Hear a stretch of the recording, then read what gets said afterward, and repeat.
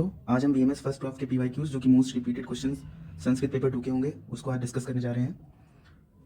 इधर साइड में जैसे कि आप जानते हैं राइट हैंड साइड में जो मोस्ट रिपीटेड क्वेश्चन बनते हैं उसको बताता हूँ और लेफ्ट साइड में उसका एनालिसिस करके बताता हूँ कि हमारे लास्ट 5 ईयर्स तक में कहाँ कहाँ पे किस किस जगह पे आए हुए हैं। तो आइए वीडियो को स्टार्ट करते हैं। जो हमारा पहला क्वेश्चन बनता है वो पद छेदन शब्द रूप, यानी कि एक ऐसा पद दिया रहेगा जिसके बारे में आपको उसके किस रूप में प्रयुक्त किया गया है वो बताना पड़ेगा, मतलब अंडरलाइन हुआ रहेगा उसके बारे में बताया जाएगा आपको, तो आपको बताना पड़ेगा। फिर अन्वय से मोस्ट इंपॉर्टेंट क्वेश्चन, ये टोटल 30 मार्क्स कैरी करता है।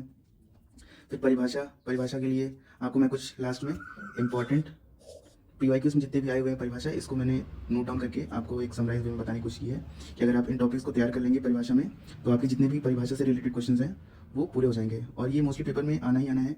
इसमें मोस्टली क्वेश्चन बनते हैं परिभाषा को लेकर, अन्वय को लेकर, अनुवाद को लेकर बनता है और कथा को लेकर बनता है। जैसे आप देख सकते हैं जो परिभाषा है वो शॉर्ट में भी आती है, लॉन्ग में भी आती है।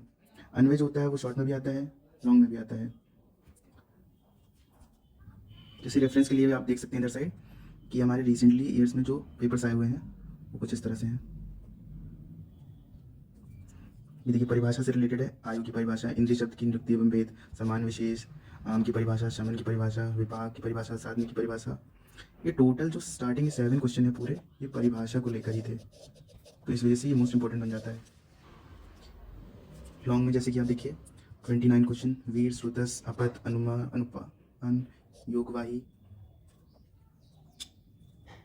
ऐसे करके काफ़ी क्वेश्चन आते हैं। जैसे कि रिसेंट ईयर्स से पहले देखना चाहें आप तो ये देखिए जो हमारे सुपर डुपर सीनियर के पेपर्स आए थे उनमें देखिए विशेष से आप क्या समझते हैं, वात, शब्द एवं रक्त की निरुक्ति एवं पर्यायवाची लिखिए।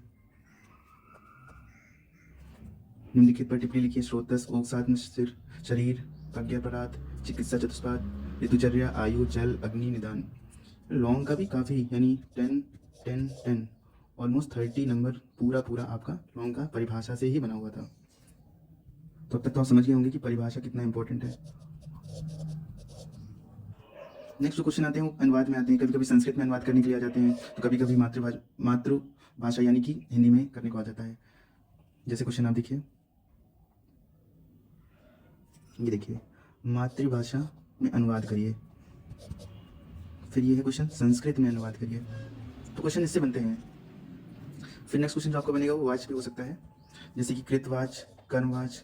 इस पर क्वेश्चन आने की प्रोबेबिलिटी काफ़ी आई है इस बार, क्योंकि हमारे 2 ईयर्स पहले आ चुके हैं, तो इस बार चांसेस बनते हैं इसके। फिर नेक्स्ट क्वेश्चन आता है लकार परिवर्तन के ऊपर।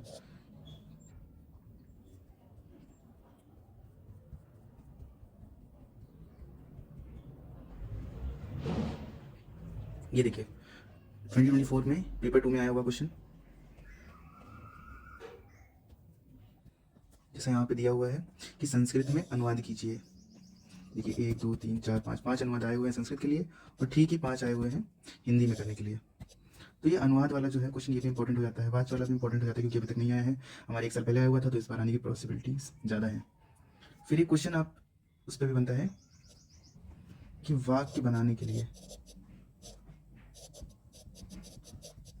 वाक्य बनाने पे भी क्वेश्चन आते हैं आजकल। जैसे कि ये देखिए निम्नलिखित में कोष्टक में दिए निर्देश अनुसार वाक्य में परिवर्तित करके वाक्य बनाइए। जैसे इसमें ये है शब्द, इसको वर्तमान काल में, इसमें ये शब्द को भूतकाल में, इसमें ये क्या लूट लकार में, गच्छति को विधिलिंग लकार में, भवति को भविष्यत काल में, ऐसे करके इसको आपको देख लेना है। फिर अब आ जाते हैं लॉन्ग क्वेश्चंस पे। जैसे कि मैंने अभी बताया था आपको परिभाषा वाला जो मोस्ट इंपॉर्टेंट है, इसको तो आपको कहीं ना कहीं एकदम रट के जाना है। क्वेश्चन इसमें से 100% आएगा ही आएगा, फिक्स रहते हैं इसमें। कथा भी है, ये फिक्स रहती है। 4 कथा है, आप ब्राह्मण और चपड़ा कथा तो एकदम मुँह जबानी एकदम रट लीजिएगा, ये तो आने ही आने हैं। और रही 2 कथा उसको भी रट लीजिएगा, और प्रॉपर श्लोक और अच्छे से क्लीन करके लिखेंगे तो आपको प्रॉपर नंबर मिल जाएगा। फिर देखिए अन्वय आ गया, अन्वय 13 नंबर का है, जैसे कि आप जानते सिलेबस में हमारे। तो अन्वय को पहले आपको अर्थ लिखना है, फिर अन्वय स्पष्ट करना है। फिर आते हैं लास्ट पे श्लोक की व्याख्या करना होगा। जो श्लोक दिया होगा उसकी व्याख्या करके बताना होगा कि क्या दिया हुआ है, मतलब उसका भावार्थ लिखा रहेगा आपको। तो पेपर 2 में आपका पेपर इसी के अनुसार आएगा, तो ज़्यादा लोड नहीं लेना है पेपर को लेके। इतने टॉपिक को कवर करने पे अच्छे नंबर आएंगे। जैसे देखिए पदछेद लिख कर उसमें रेखांकित पद का संपूर्ण विभक्ति एवं सदरूप लिखिए। श्लोक का अन्वय लिखने को आया, फिर अन्वय लिखने को आया, फिर परिभाषा लिखने को आया, दोष मल पद, फिर निरुक्ति पर्याय, शरीर मन निदान। फिर लॉन्ग में देखिए,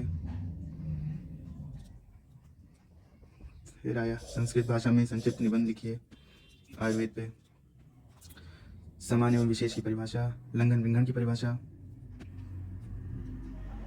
पदछेदन एवं अन्वय लेखन,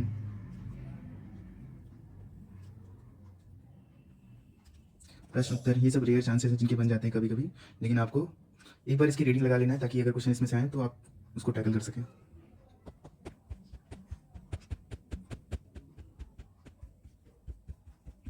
और 2024 में आए हुए पेपर्स, उसमें भी काफ़ी चीज़ें दी हैं, जैसे ये देखिए, अर्थ स्पष्ट करने को लिखा हुआ है, श्लोक दिया हुआ है, इसका अर्थ स्पष्ट करने को बताया जा रहा है इसमें।